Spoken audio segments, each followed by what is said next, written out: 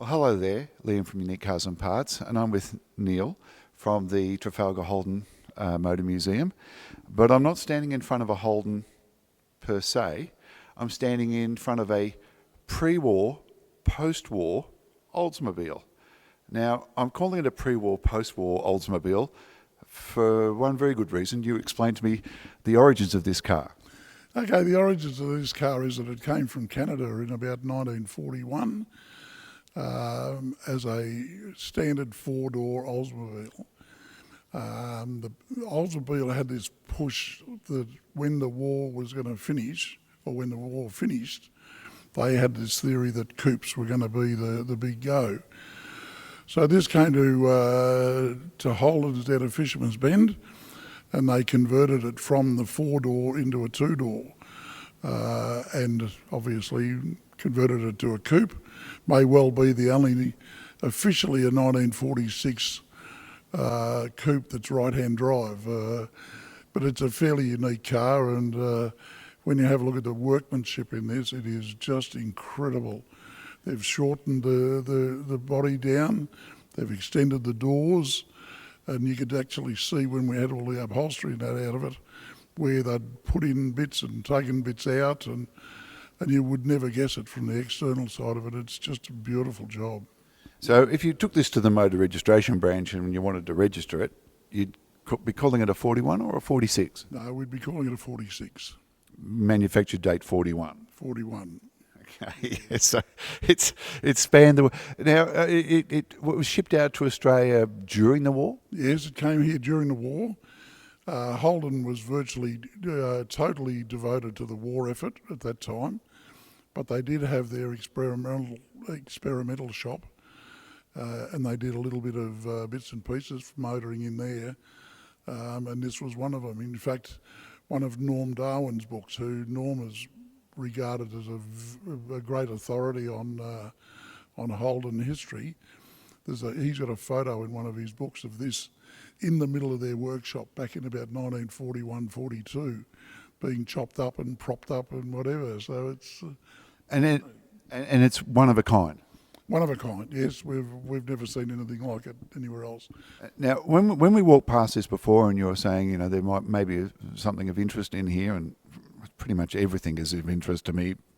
Outstanding collection of motor cars. But you made a comment that it was a little bit ugly compared to the vehicle sitting in front. I looked at it and thought it looks fantastic. What makes you think it's just the body's too long for a two-door? Well, to start off with, there's only a six-cylinder motor in there, and you've got a bonnet longer than the, you've got to start turning when you're 45 miles from the intersection. It would, look, I admit, looking at it, it wouldn't be the easiest thing to park. No, it would not. But also the back area is very square for a coupe. It's sort of they've retained the line from the sedan, which they probably had to do. But I think it's a fairly ugly motor car. Yeah. And what would this have been competing when this hit the road in 1946? What sort of cars would it have been competing with? Oh well, it was actually went from General Motors up to Brisbane to a car show, and then to Sydney, and Holden started to get lots of orders for them. They bunged them across to America, and America just said, "Don't worry about it. We throw your order book in the rubbish bin. We're getting more orders in America that we can't fulfil now, so don't worry about it." And this old girl finished up getting sort of pushed around and hidden, basically, because nobody wanted to know anything about it because they couldn't fulfil orders. So it was being pushed around. Nobody really wanted it. And America said, we can't produce enough of these. That's right. So basically we never saw a 46 coupe in Australia, except for this one. Well, the 48215 was obviously in the process of being designed. So GM headquarters over in America would have known that we were going to get our own car after all. I think so, yes. Well, they were working, 45-ish, I think they were working on it. But yeah, as far as competition for this car, it'd be competing a lot with their own, Buicks, Chevs, Pontiacs and so on. This is a Buick in front of us. This is a Buick in front of us. This is a 1936, 37 Buick. And the lines aren't too different, really. So but that gives away that this was a 41 and not really a post-war. The only reason I've got this here is that I just think it's got the prettiest lines of a motor car that you would ever wish to see. If you look at that side on, it's a six-wheeler, which means it's got two spare wheels in the mudguards. The old headlights, individual headlights sticking out the front. And it's a small straight 8, and it is a magnificent car to drive. So that one wins it over this. Any day, in my opinion. Okay, so just stepping back a little bit. So I've just moved to the midships of this land yacht. My goodness, it took us about 4 steps to get down to the driver's door. It's quite unusual. Inside, it's got looks like a bit more instrumentation that Holden gave us in the sedans. We've got a speedo, we've got a fuel gauge, and then we've got 3 other a temperature gauge. Temperature gauge, an ammeter, and you've also got a clock in the glove box over the other side. But, and it looks like a spot for a radio if you wanted to option one. A spot for a radio already there to go, and then we had ashtrays in every corner as well. So. And you're saying this door looks like it would have been the standard size door. They haven't extended that, or did they? They did extend that. That door has actually been extended by about 10 inches, or what's that, about 250 millimetres, I suppose, right through the middle.